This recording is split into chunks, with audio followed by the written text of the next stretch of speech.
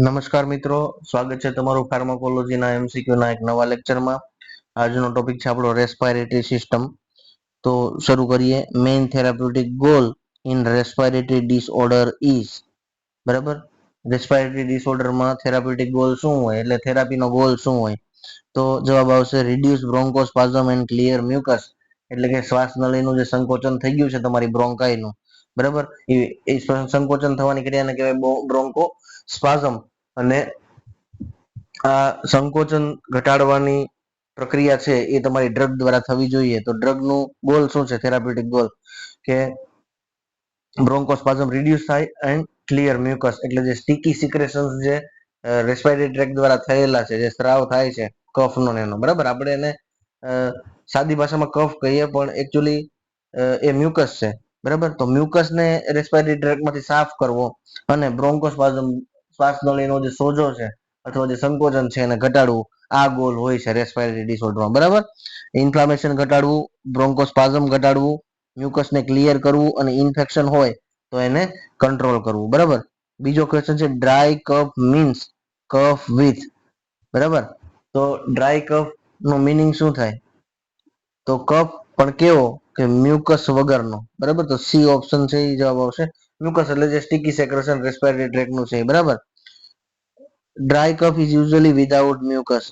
Dry cough હોય, સૂકી ઉધરસ હોય તમને, બરાબર. અહીંયા આપણે કફ એટલે ઉધરસ તરીકે લેશું. તો સૂકી ઉધરસ હોય તો એની અંદર મ્યુકસ નથી હોતું, બરાબર, એમને ડ્રાય જ આવે છે, એટલે જ એને સૂકી કહે છે અથવા ડ્રાય કહે છે. And commonly occurs due to irritation or allergy. Dry cough શું કામ થાય? કાં તો ઇરિટેશન ના કારણે થાય અથવા પર્સન એલર્જીક હોય કોઈ પદાર્થ ની અગેન્સ્ટ, બરાબર. તો એ પદાર્થના એક્સપોઝરમાં આવે, જેમ કે કોઈ રજકણ આવી ગઈ, ફૂલની સુગંધ, અત્તરનો સ્પ્રે, બરાબર, એ બધું થઈ ગયું, પરફ્યુમ્સ છે, તો એના લીધે પણ થઈ શકે છે. ડ્રાય કફ તમને થઈ શકે, એલર્જીના લીધે થઈ શકે. પ્રોડક્ટિવ કફ મીન્સ, પેલા ડ્રાય કફની આપણે ડેફિનેશન જોઈએ તો ડ્રાય કફમાં મ્યુકસ હોતું નથી. Productive cough means cough with sputum or mucus, એટલે કે ગળફાવો હોય છે ગુજરાતીમાં કહીએ તો, બરાબર. અને મ્યુકસ પણ હોય છે એના રેસ્પિરેટરી સિસ્ટમની અંદર. Productive cough helps to clear mucus from the airway. Productive cough એટલે રોજ ને રોજ મ્યુકસનું જનરેટ થતું જ હોય અને કફ બહાર નીકળતો હોય, તો એ આપણને કઈ રીતે ઉપયોગી બનશે? It should not be suppressed unnecessarily, બરાબર. તો એ કફ બહાર નીકળશે તો એરવે ને સાફ કરતો જશે ને, clear, helps to clear mucus from the airway, એટલે મ્યુકસ ને કાઢતું જશે એરવે ની બહાર, બરાબર. અને આ પ્રોડક્ટિવ કફ જ્યારે થયો હોય ત્યારે કોઈ પણ જાતની દવાઓ વડે એને તમારે દબાવવો જોઈએ નહીં, સપ્રેસ ન કરવો જોઈએ અનનેસેસરીલી. તો બહુ જ વધી ગયો હોય તો એને એક્સપેલ આઉટ કરવો જોઈએ, પણ બને ત્યાં સુધી એને સપ્રેસ કરીને દબાવી ન દેવો જોઈએ. એન્ટીટ્યુસિવ, આ બરાબર એક આપણી ડ્રગનો ક્લાસ છે, રેસ્પિરેટરી ડ્રગનો ક્લાસ છે એન્ટીટ્યુસિવ, બરાબર, AT are use to suppress cough, કફને સપ્રેસ કરી દેવા માટે વપરાય. ઓપ્શન એ જવાબ આવશે. એન્ટીટ્યુસિવ છે એ કફને સપ્રેસ કરે છે. કઈ રીતે કરે છે? Suppress the cough reflex by acting on the CNS cough centre. તમારા સેન્ટ્રલ નર્વસ સિસ્ટમમાં એક કફ સેન્ટર આવેલું છે, જે સેન્ટ્રલ નર્વસ સિસ્ટમમાં આવેલું છે એટલે એને સીએનએસ કફ સેન્ટર કહીએ છીએ. ઓર પેરિફરલ કફ રિસેપ્ટર, બરાબર, અથવા પેરિફરીમાં, સેન્ટરમાં નહીં પણ પેરિફરીમાં બ્રેઇનના જે કફ રિસેપ્ટર આવેલા છે એની ઉપર પણ એક્ટ કરે છે, બરાબર. તો કફના સેન્ટર ઉપર કામ કરે અને પેરિફરીના કફ રિસેપ્ટર ઉપર કામ કરે. કોણ? એન્ટીટ્યુસિવ, બરાબર. કફને સપ્રેસ કરવાનું કામ કરે બે પદ્ધતિથી. સેન્ટ્રલી સીએનએસ કફ સેન્ટરને સપ્રેસ એક્ટ, એના ઉપર એક્ટ કરે, એના પર કામ કરે, અને આજુબાજુના જે રિસેપ્ટરો છે કફના એના પર પણ કામ કરે. Codeine acts on cough centre present in. Codeine નામની જે મેડિસિન છે, બરાબર, જે તમે ડોક્ટરની ગેરહાજરીમાં અથવા ડોક્ટરે લખ્યા વગર લઈ શકતા નથી, બરાબર. ફાર્માસ્યુટિકલના નિયમ મુજબ એને ડોક્ટરના પ્રિસ્ક્રિપ્શન વગર વેચી શકાતી નથી. તો આ કોડિન એક્ટ કરે એ પાર્ટ ક્યાં કયો છે? મેડુલા, બરાબર. Codeine is central entity. આખો જે પાથવે છે જેના કારણે કફ ઉત્પન્ન થાય છે, તમને ઉધરસ આવે છે, બરાબર, એના રિફ્લેક્સ ને પણ સપ્રેસ કરી દે છે codeine. Codeine belongs to which group? તો ઓપિયોઇડ છે કોડિન, તમે પેલા ભણેલા જ છો, ઓપિયોઇડ, બરાબર, એટલે કે નાર્કોટિક ટાઈપનો. અને એન્ટીટ્યુસિવ છે તો કોડિનનો ક્લાસ કયો થઈ ગયો? OA ઓપિયોઇડ એન્ટીટ્યુસિવ, બરાબર. મોર્ફિન કેવો હતો? નાર્કોટિક એનાલ્જેસિક, દુખાવો દૂર કરતો હતો એટલે એનું નામ એનાલ્જેસિક હતું, બરાબર. જ્યારે આ એન્ટી ટસિવ છે પણ ઓપિયોઇડ છે, મોર્ફિન ની જેમ જ તે. નાર્કોટિક એનાલ્જેસિક પણ કહી શકો મોર્ફિન ને, અને મોર્ફિન ને ઓપિયોઇડ એનાલ્જેસિક પણ કહી શકો, બરાબર. Codeine is an opioid drug use to suppress dry irritating cough. તમને ઇરિટેટ કરનારો, ગળામાં બળતરા થાય, ઇરિટેશન થાય છે છાતી સુધી, બરાબર, ચેસ્ટ સુધી, તો એવો જ્યારે ડ્રાય કફ થઈ ગયો હોય ત્યારે કોડીન છે એ કામ આવે છે. ઓપિયોઇડ એન્ટીટ્યુસિવ ક્લાસની ડ્રગ છે. ડેક્સ્ટ્રોમેથોર્ફાન ઇઝ મેઇનલી યુઝડ ફોર. ડેક્સ્ટ્રોમેથોર્ફાન, બરાબર, તમે બહુ જ પીવો છો ઓસ્ટાકાઇન ડીએક્સ ને એ બધી સિરપ, જ્યારે ઉધરસ થઈ જાય ત્યારે. તો dextromethorphan is mainly use for productive cough with thick mucus, dry irritating cough, hypertension, diarrhoea તો ન જ આવે આપણે રેસ્પિરેટરી સિસ્ટમમાંથી. અને યાદ રાખવાનું ડેક્સ્ટ્રોમેથોર્ફાન એ કફની મેડિસિન છે, એટલે બીજા કોઈ ઓપ્શનને એક્સેપ્ટ નહીં કરવાના. અને ડીએમઆર એને આપણે શોર્ટમાં કહીએ છીએ ડીએમઆર, ઓએમઆર નહીં વાંચતા, હા, ડીએમઆર છે, બરાબર. તો ડેક્સ્ટ્રોમેથોર્ફાન છે એ ડ્રાય ઇરિટેટિંગ કફ, ડ્રાય કફમાં વપરાય. સાલ્બુટામોલ છે એ પ્રોડક્ટિવ કફમાં વપરાય, આગળ આવશે. Dextromethorphan act on the cough centre and raise join mechanism આવી. Raise is the threshold of cough reflex. ધારો કે 4 પોઈન્ટ ઉપર કફનો રિફ્લેક્સ આવતો હોય તમને, તો ડેક્સ્ટ્રોમેથોર્ફાન થી 4 પોઈન્ટ થી 6 પોઈન્ટ સુધી લઈ જાય, એટલે થ્રેશોલ્ડ ઉપર જતો રહ્યો એટલે કફ રિફ્લેક્સ આવવાની શક્યતાઓ ઘટી જાય, બરાબર. એટલે થ્રેશોલ્ડ ને ઉપર લઈ જાય છે અને કફની ફ્રીક્વન્સી, કફિંગની ફ્રીક્વન્સી ડિક્રીઝ થાય છે. તો એ ડેક્સ્ટ્રોમેથોર્ફાન આ રીતે કફ સેન્ટર ઉપર કામ કરે છે, થ્રેશોલ્ડ ને વધારીને કામ કરે છે. થ્રેશોલ્ડ વધે એટલે ફ્રીક્વન્સી ઘટે. Common adverse effect of codeine. કોડીનની એડવર્સ ઇફેક્ટ શું છે? કોન્સ્ટિપેશન, કબજિયાત થાય. Codeine can cause drowsiness, constipation and dependence risk. Drowsiness એટલે આમ ઊંઘાળું, એને તમે કમ્પ્લીટ ડિક્શનરીમાં જોવો ને તો ઊંઘાળું શબ્દ લખેલો છે, એને ઊંઘ આવ્યા કરે ને આમ ગમે એને કે થાકેલો થાકેલો લબાડ ટાઈપ રે, બરાબર. કોન્સ્ટિપેશન એટલે કબજિયાત, અને ડિપેન્ડન્સ રિસ્ક એ એકવાર લો, 2 વાર લો, 5 વાર લો, પછી એની પર ડિપેન્ડન્સ તમારું આવી જાય કે ભાઈ મારે તો કોડીન સિરપ થી જ મને ઉધરસ મટશે, ડીએમઆર, ડેક્સ્ટ્રોમેથોર્ફાન, સાલ્બુટામોલ થી કઈ ફેર નહીં પડે, એટલે એને કહેવાય ડિપેન્ડન્સ આવી ગયું, બરાબર. તો ડિપેન્ડન્સ રિસ્ક રહેલા છે. એક્સપેક્ટોરન્ટ નું કામ શું? તો એક્સપેક્ટોરન્ટ આમ નામ જ એવું છે કે તમને એમ થાય કે હમણાં બહાર કાઢી નાખીએ, તો હેલ્પ એક્સપેલ મ્યુકસ. એક્સપેલ ઉપરથી એક્સપેક્ટોરન્ટ આવે, એક્સપેલ એટલે બહાર ફેંકી દેવું, બરાબર. તો મ્યુકસ ને બહાર કાઢવાનું જે કામ કરે છે એને આપણે એક્સપેક્ટોરન્ટ્સ કહીએ છીએ, બરાબર. જ્યારે તમારો કફ હોય એને તમારે બહાર કાઢવો હોય તો એક્સપેક્ટોરન્ટ નામની ક્લાસની દવા લેવી પડે, બરાબર. Help એક્સપેલ mucus. એક્સપેક્ટોરન્ટ શું કરે છે? બ્રોન્કિયલ સિક્રેશન ને વધારી દે છે. It increases bronchial secretion or reduce mucus viscosity, બરાબર. સિક્રેશન વધે એટલે મ્યુકસની વિસ્કોસિટી ઘટે છે. Making sputum easier to remove, બરાબર. સ્પુટમને જલ્દીથી બહાર કાઢે છે. કેવી રીતે? બ્રોન્કિયલ સિક્રેશન વધારે એટલે વિસ્કોસિટી ઘટે તમારા મ્યુકસની, બરાબર. એટલે એ રેસ્પિરેટરી ટ્રેકમાં બહારની સાઈડ આગળ વધવા માંડે અને ઓરલ કેવિટીમાંથી એને બહાર કાઢી નાખો, જેને આપણે સ્પુટમ કહીએ છીએ, બરાબર. એટલે સ્પુટમને ઈઝી વે પૂરો પાડે કે ભાઈ તું બહાર જા. હવે એક્સપેક્ટોરન્ટ નું એક્ઝામ્પલ કોણ? તો ગુઆઇફેનેસિન, આની પણ સિરપ આવે છે, બરાબર. ગુઆઇફેનેસિન થિન્સ એન્ડ લૂઝન મ્યુકસ ઇન એરવે. તો મ્યુકસ ને પાતળો કરે અને લૂઝ કરે, ક્યાંય ચોંટી ગયો હોય તો ઉખડી જાય એવો બનાવે.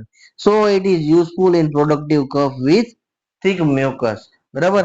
એટલે આ યુઝફુલ છે શેમાં? પ્રોડક્ટિવ કફમાં એક્સપેક્ટોરન્ટ યુઝફુલ છે. Ammonium chloride act as, ammonium chloride કયા ક્લાસ તરીકે કામ કરે? તો આન્સર છે એ એક્સપેક્ટોરન્ટ તરીકે કામ કરે. એમોનિયમ ક્લોરાઇડ એક એક્સપેક્ટોરન્ટ છે, બરાબર. એવી જ રીતે ગુઆઇફેનેસિન પણ એક્સપેક્ટોરન્ટ છે. અમોનિયમ ક્લોરાઇડ માઇલ્ડલી ઇરિટેટ્સ બ્રોન્કિયલ મ્યુકોસા, એટલે કે ઇરિટેશન જેવું પ્રોડ્યુસ કરે, ઇરિટેશન જેવું બ્રોન્કિયલ મ્યુકોસાની અંદર, બરાબર. ઇન્ક્રીઝિસ રેસ્પિરેટરી સિક્રેશન, ત્યાં આગળ ઇરિટેશન થાય ને એટલે રેસ્પિરેટરી સિક્રેશન વધે, બરાબર. તો આવા બધા સ્ત્રાવ વધે એટલે મ્યુકસ તમારો લૂઝ થઈ જાય, બરાબર.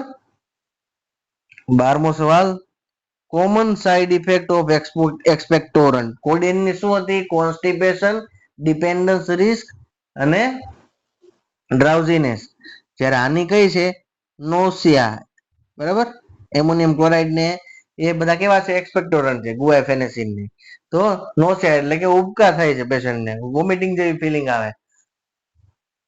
અને ગેસ્ટ્રિક ઇરિટેશન, બરાબર, જીઆઈટી માં બળતરા થાય, પેટમાં બળે, છાતીમાં બળે. Expectorant may cause nausea, gastric irritation, especially if taken in high dose. જો હાઈ ડોઝમાં લેવામાં આવે તો નોસિયા, વોમિટિંગ, ગેસ્ટ્રિક ઇરિટેશન થતું હોય છે. બરાબર. બ્રોન્કિયલ અસ્થમા મેઇનલી ઇન્વોલ્વ્સ. બ્રોન્કિયલ અસ્થમા પેશન્ટને શું થાય છે? બ્રોન્કો કોન્સ્ટ્રિક્શન એન્ડ એરવે ઇન્ફ્લામેશન. એ જવાબ આવશે. In asthma airway become narrow due to bronchospasm. બરાબર, તમારી બ્રોન્કાઈ છે, શ્વાસ નળી, એનું સંકોચન થઈ જાય અને સોજાના કારણે એનો ડાયામીટર ઘટી જાય. ઇન્ફ્લામેશન પણ છે અને બ્રોન્કોસ્પાઝમ પણ છે, એટલે બે થઈને શ્વાસ નળીને સાંકડી બનાવી દેશે. એનાથી શું થશે? કોઝિંગ વીઝિંગ, જે વિસલ વાગે અસ્થમાના પેશન્ટને, વધારે હોય ને તો તમને આવો બાર અવાજ સંભળાશે. બરાબર. એન્ડ બ્રેથલેસનેસ, અને શ્વાસમાં એને તકલીફ પડે, સતત પરસેવો વળતો રહે, પૂરતો શ્વાસ ન લઈ શકે, આમ બરાબર એને ફિલિંગ જ ન આવે, કારણ કે એનો શ્વાસ જ પૂરો ન લેવાતો હોય. બ્રોન્કો ડાયલેટર્સ આર યુઝ ટુ. હવે બ્રોન્કોસ્પાઝમ હોય એટલે કે શ્વાસ નળીનું સંકોચન થઈ ગયું, તો શ્વાસ નળીનું વિસ્તરણ કરવા વાળી દવાઓ લાવવી પડે, જેને કહેવાય બ્રોન્કો ડાયલેટર્સ. બ્રોન્કો ડાયલેટર્સ આર યુઝ ટુ, પેલું જ છે ડાયલેટ બ્રોન્કાઈ. ડાયલેટ એટલે વિસ્તરણ કરવું, બ્રોન્કાઈ નું ડાયલેશન કરે છે. Bronchodilator relax bronchial smooth muscles and open the airways. બરાબર, બ્રોન્કો ડાયલેટર શું કરે? બ્રોન્કિયલ સ્મૂથ મસલ ને રિલેક્સ કરે છે, એટલે રિલેક્સ થાય એટલે પેલું સંકોચન હોય જતું રહે, વિસ્તરણ થઈ જાય અને એરવેઝ ખુલી જાય અને બ્રીધિંગ ઈઝી બની જાય. બરાબર, તો આ બ્રોન્કો ડાયલેટર નું કામ છે. Salbutamol belongs to which drug group? બરાબર, આમાંથી તમને એવું પણ પૂછી શકે કે બીટા 2 અગોનિસ્ટ કોણ છે? તો ત્યારે સાલ્બુટામોલ તમારે લઈ લેવું પડે. બીટા 2 બ્લોકર, બરાબર, એના એક્ઝામ્પલ પણ તમે આપણા સિલેબસ માંથી કાઢી રાખજો, ગૂગલ કરી લેજો. બરાબર, એન્ટી હાઇપરટેન્સિવમાં કયા બીટા બ્લોકર કહેવાય? સિલેક્ટિવ બીટા બ્લોકર કોને કહેવાય? એન્ટી હાઇપરટેન્સિવમાં. બરાબર, તો આ બધું તમે સર્ચ કરીને ગૂગલ માંથી વાંચજો. આ બધું ક્લાસિફિકેશન નો એક ભાગ છે જે તમને ઉપયોગી બની શકે છે. તો બીટા 2 અગોનિસ્ટ છે, એનું એક્ઝામ્પલ છે સાલ્બુટામોલ, અને સાલ્બુટામોલ બીટા 2 અગોનિસ્ટ છે. Salbutamol stimulate B2 receptor. Beta 2 receptor ને સ્ટિમ્યુલેટ કરે, ક્યાં આવેલા હોય? બ્રોન્કિયલ સ્મૂથ મસલમાં. હાર્ટમાં આવેલા હોય પછી અલગ પ્રકારના હોય. And causes bronchodilation. બરાબર, તો બીટા 2 રિસેપ્ટર ને સ્ટિમ્યુલેટ કરે અને બ્રોન્કોડાયલેશન પ્રોડ્યુસ કરે. બરાબર, સાલ્બુટામોલ ઇઝ કોમનલી યુઝડ ઇન. સાલ્બુટામોલ ને શેમાં ઉપયોગ કરશો તમે? બ્રોન્કિયલ અસ્થમામાં. કેમ? એ સાલ્બુટામોલ gives quick relief in asthma by relaxing smooth muscle. Smooth muscle ને રિલેક્સ કરે એન્ડ રિડ્યુસિંગ બ્રોન્કોસ્પાઝમ, અને જે સંકોચન છે એને ઓછું કરે, એટલે આપણે કીધું એમ એરવે ખુલી જાય અને હવાની અવરજવર, શ્વાસની અવરજવર બહુ સારી રીતે થવા માંડે. સાલ્બુટામોલ ની કોમન એડવર્સ ઇફેક્ટ યાદ રાખજો. ટ્રેમર. ટ્રેમર એટલે ધ્રુજારી આવવી. બરાબર, સાલ્બુટામોલ રેગ્યુલર લેતા હોય પેશન્ટને ચાની રકાબી પકડે તો ધ્રુજતો હોય એનો હાથ. બીટા 2 અગોનિસ્ટ લાઈક સાલ્બુટામોલ મે કોઝ ટ્રેમર, પાલ્પિટેશન, એટલે હૃદયના ધબકારા વધી જવા. બરાબર, યાદ રાખજો, પરસેવો થઈ જાય ને મોઢું લાલાશ પડતું થઈ જાય. ટેકીકાર્ડિયા એટલે ઇન્ક્રીઝ ઇન હાર્ટ રેટ. બરાબર, બ્રેડીકાર્ડિયા એટલે ડિક્રીઝ, આપણે બીડી યાદ રાખ્યું હતું, બીડી. બરાબર, તો બ્રેડીકાર્ડિયામાં ડિક્રીઝ થાય અને ટેકીકાર્ડિયામાં ઇન્ક્રીઝ થાય. નર્વસનેસ આવી જાય પેશન્ટને. પણ મોસ્ટ કોમન એડવર્સ ઇફેક્ટ શું છે? ટ્રેમર, ધ્રુજારી આવવી હાથ પગમાં. બરાબર, સાલ્બુટામોલની adverse effect. Next question, ipratropium is mainly. તો ઇપાટ્રોપિયમ આપણે ક્યાં ભણ્યા હતા? એસિટાઇલ કોલાઇન ની અને એટ્રોપિન ની સાથે. તો એન્ટી કોલિનર્જિક બ્રોન્કોડાયલેટર છે. બરાબર, ઇપાટ્રોપિયમ બ્લોક્સ મસ્કેરિનિક રિસેપ્ટર. બરાબર, એટલે સીધું ANS માં જતો રહે. In airways and produces bronchodilation. જે મસ્કેરિનિક રિસેપ્ટર છે એને બ્લોક કરે છે.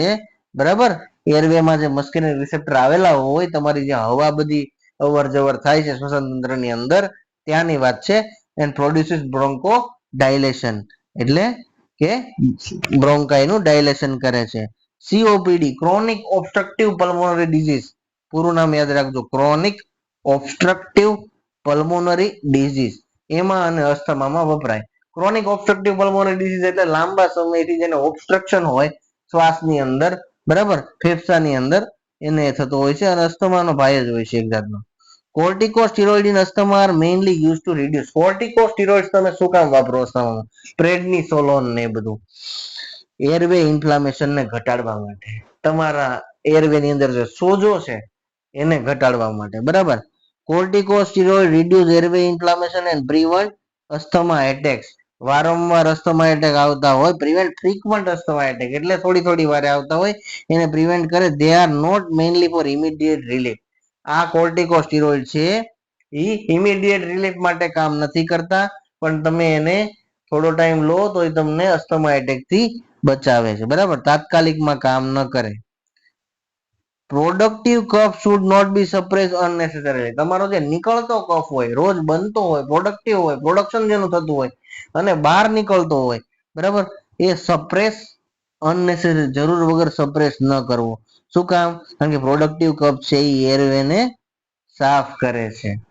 કેવી રીતે? મ્યુકસ ની બહાર કાઢીને. Productive cough remove the sputum from the respiratory tract, એટલે પ્રોડક્ટિવ કફ છે એ રેસ્પિરેટરી ટ્રેક માંથી કાઢશે, બરાબર. કોને? સ્પુટમને. Unnecessary suppression can retain mucus and worsen infection or blockage.